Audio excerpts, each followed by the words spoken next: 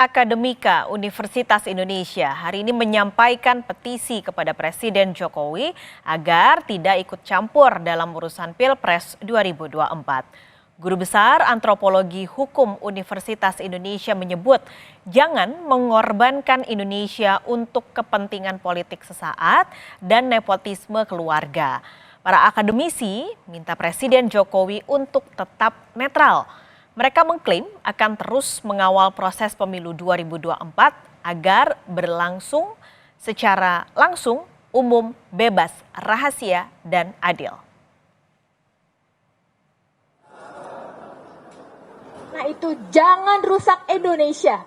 Indonesia pernah menjadi besar. Dan jangan rusak hari ini hanya untuk kepentingan politik sesaat.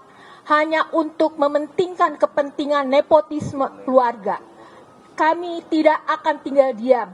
Kami, Sivitas Akademika UI, akan terus mengawasi apa yang terjadi di luar sana. Terima kasih.